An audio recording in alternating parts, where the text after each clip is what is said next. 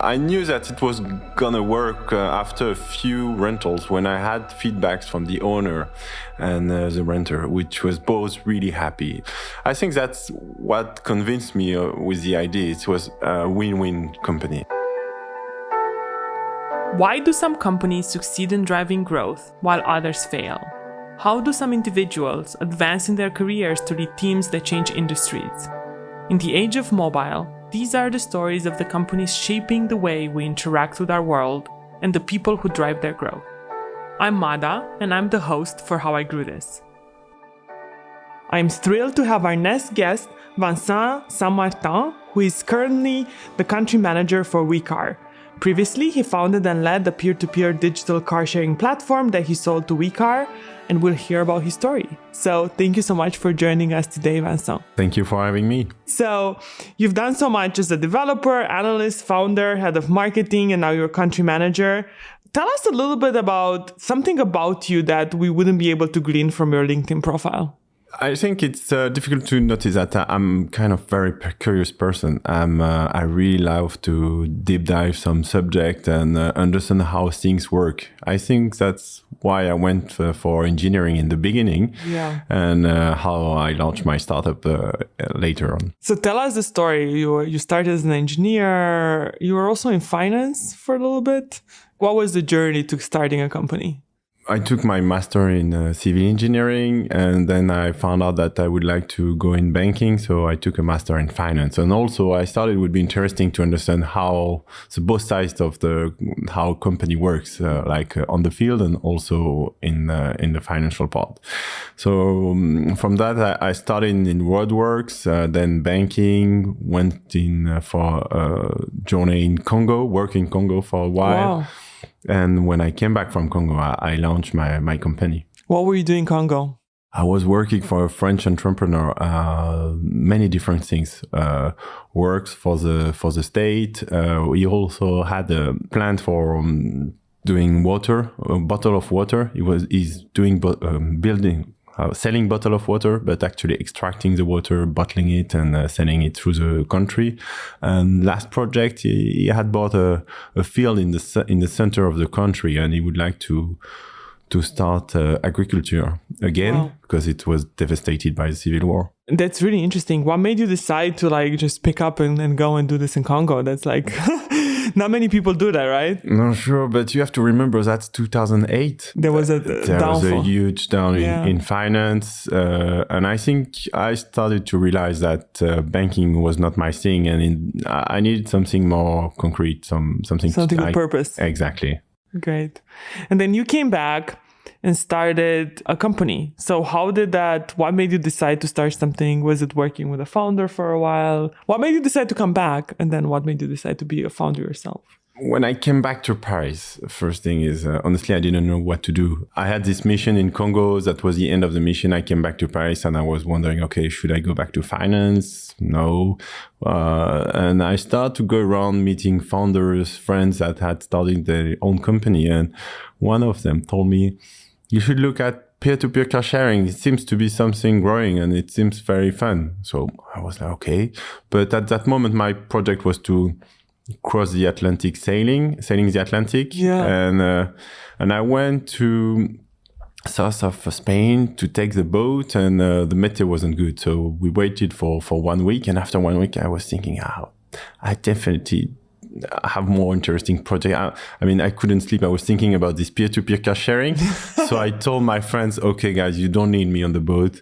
You are enough. And I'm going back to Paris. I'm going to launch this company. I think it's great. And it's now, it's not later. So that's what it started. How did it take off? How did it start growing? Well, first thing, I didn't know anything about internet. It was 2010. So I drew my website on Excel, sent it to the developer and ends up with a...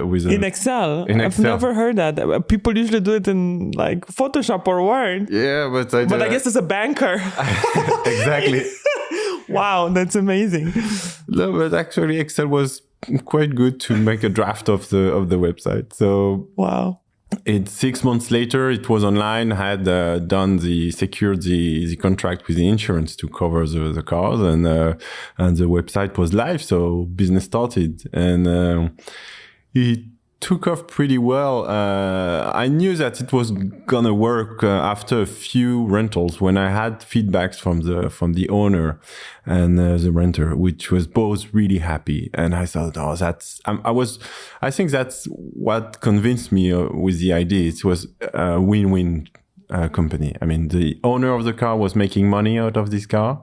The renter was could rent a cheap car and have many cars available for him. And as a company, I was doing money, and also it's optimizing the use of a car. So for me, it was all green and all green lights, and I was really happy with the turn it was taking. It's amazing. And then you ended up selling the company. How did that come about? I think a lot of entrepreneurs want their company to be sold one day. And then you also stayed with the car. What made you decide to stay after the acquisition? In 2010, when I started the company, it was the moment that BlaBlaCar we start to hear about BlaBlaCar. It was starting to work well, but they have been on the market for 8 years. And I thought, wow, that's a long run. So it's a long run. I need to prepare myself for this long run. So, and the fundraising by the time wasn't as big as they are today. So, and moreover, when we launched in 2011, there was 10 companies like in Voiture on the market. So 10 competitors in Paris doing the same thing. Some well-funded, some well-known people. So my first focus was, okay, we have to make it profitable quite quickly and not scale up operation in a way that I would need lots of money during the next 8 years. I think I made two mistakes. The first one was I didn't imagine that the fundraising was going to be so big in the next 8 years. Mm-hmm. So when you did the first round at the time, it was 100,000 euros. Today it's 1 million, so it's completely different, and I wasn't visionary in that way. I don't think many people were. So. And the second mistake I made is I think I didn't realize that my insurance contract was so important and could change. So I launched the company 2010. In 2013, there were 7 of my competitors had closed because the market wasn't growing that fast, and they had lots of headcount, and they spent lots of money, and no one had ever rented his car before. So it's a new use of the car that people need to understand and to get used to it. Yeah, it's not something that happens overnight. Exactly. So 2013, we are only 3 left on the market. The two others, they raised lots of money, and I don't. But things are doing well, and I'm starting to write my deck to go fund because I think it's a good timing to start to raise money. And suddenly in 2014, I had a phone call from the insurance. They told me, "Oh, Vincent, I'm sorry, but the premium is going to double next year." Wow! And it's the end of the world for me because I think we had some pretty good figures, and your unit economics stopped working when your insurance doubles. And exactly. So all I had told to the different funds couldn't work anymore. So all the process stopped, and I'm like, okay, so I'm gonna close because it's like it's half of my benefit, so I can't work with that. And after a week, I pull myself together and I think, okay, I have still a good opportunity as we only 3 left on the market. I can still sell myself to the 2 others because they had raised lots of money, but the difference in terms of size of business wasn't that huge. I mean, the biggest was maybe 3 times bigger, the second twice bigger, and I was the third one.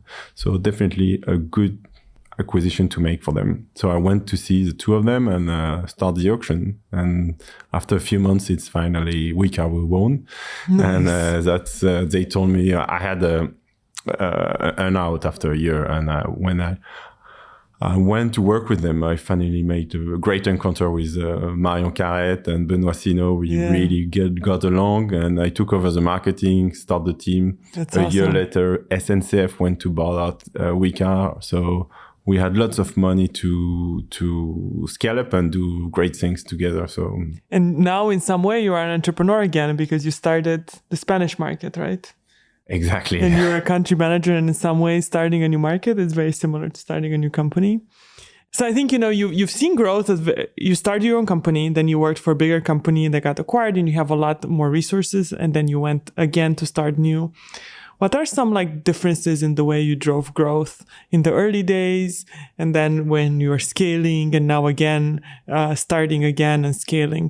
Yeah, first of all, entrepreneurship is like open water sailing. It's freedom. You just go where you want. You do what you like, and sometimes you maybe do too much what you like. And so being an employee again wasn't easy, especially after 2 years. I think I was starting to feel I couldn't pull the string of everything. I wasn't aware anymore of some part of the company. So, and that's when we decided that I should go to Spain to open the country. And definitely when I started the business, first the market didn't exist. So we had to evangelize everyone. Yeah. And today, launching in Spain is a bit different because we had a competitor in Spain for 5 years. So the market is already growing. And also I have a team in France for the marketing, communication.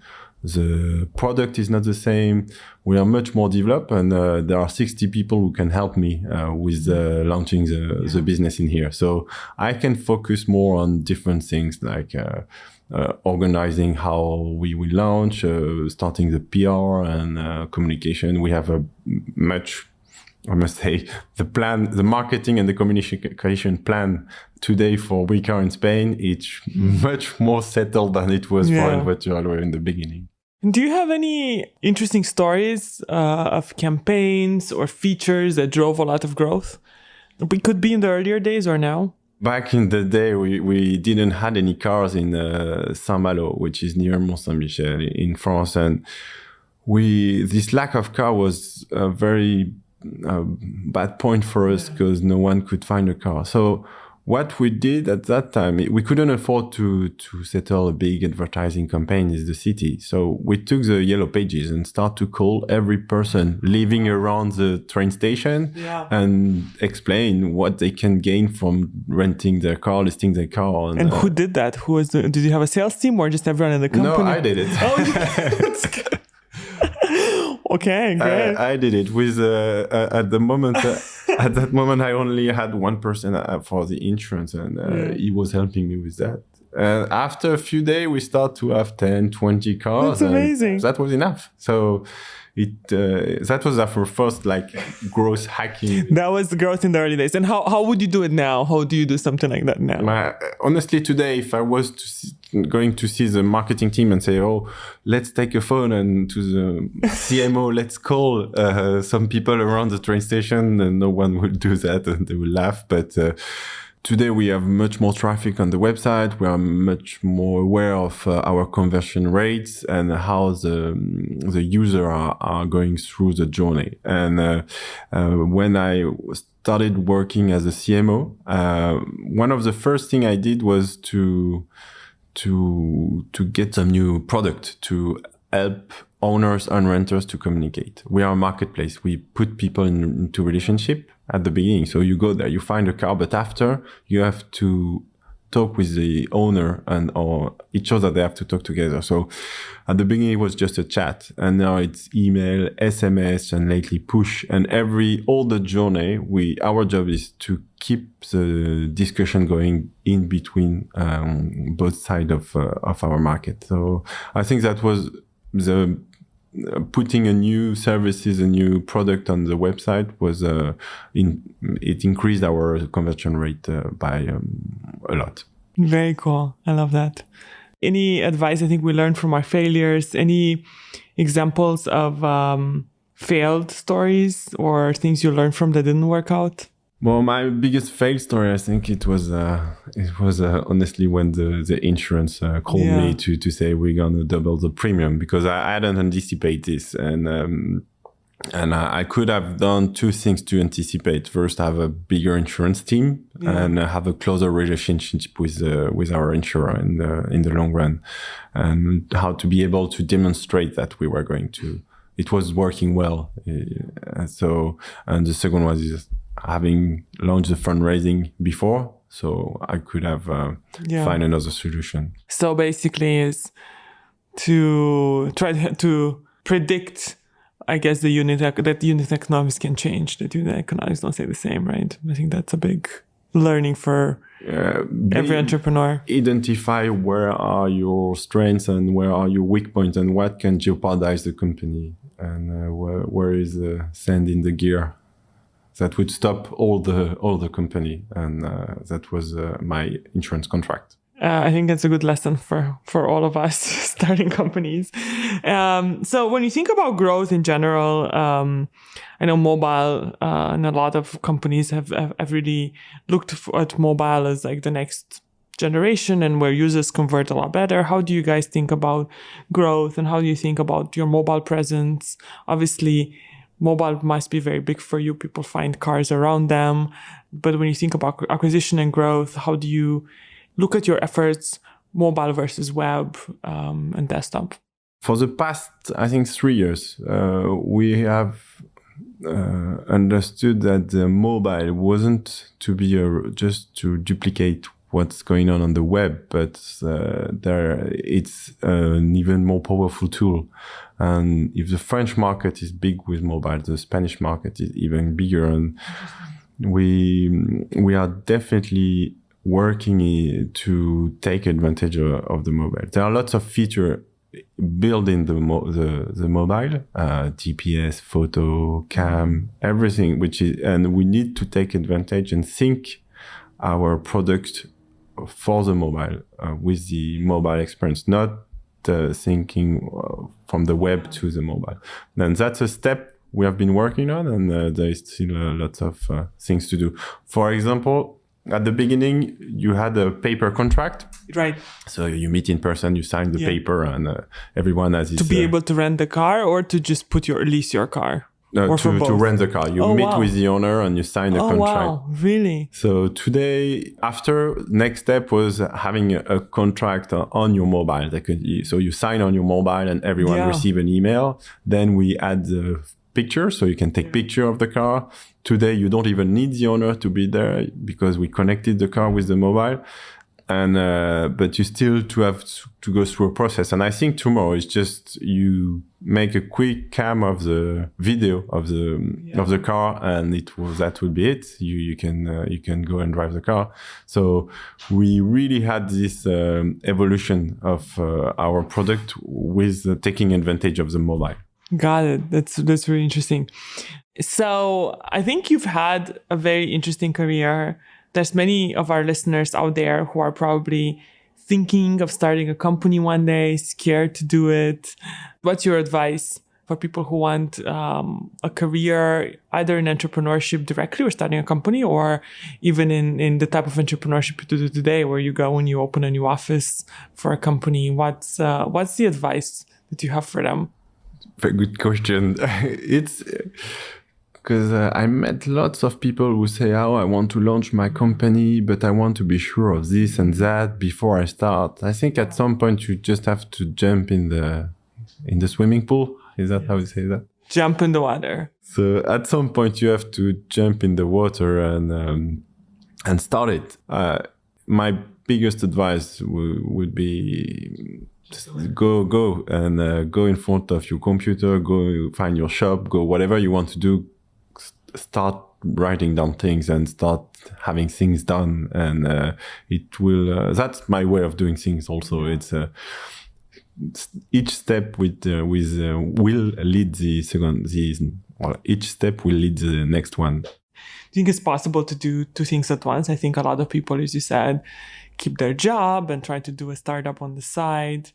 What's your advice? Is that the safer way to go, or just, you have to jump in the deep end of the swimming pool where you can't, you're not like tied to the shore? I think it's difficult to start your company when you are still working. Honestly, I heard a lot of founders who say, "Oh, I started during the night." I heard that too. That was not my experience. Exactly. I'm sleeping during the night. I can't do well two things at the same time. So it's and if you want to do your job well, at some point it takes lots of time, especially, for example, for me today to launch a new country. It's, you could never do a startup on the side. Yeah. Exactly. So, but you can still think about the idea, and if you are in a maybe lower period of your life when you have more time, your job is running by itself. Maybe it's a good timing, but it's easier to quit everything and start it. I agree. I think it's do one thing at a time and do it the best you can, and then move on to the next one. I definitely agree with you on that one. Well, this was incredibly interesting. We really appreciate your time, and I think really interesting lessons. I love the story of how different growth can be when you're just getting started versus when you're a big company and you just target everyone and you have a large team. So thank you for sharing. We'd love having you. So thank you very much. Thank you so much for listening. If you like the show, please leave a review wherever you listen to this and share with someone trying to grow their career. Until next time, keep growing.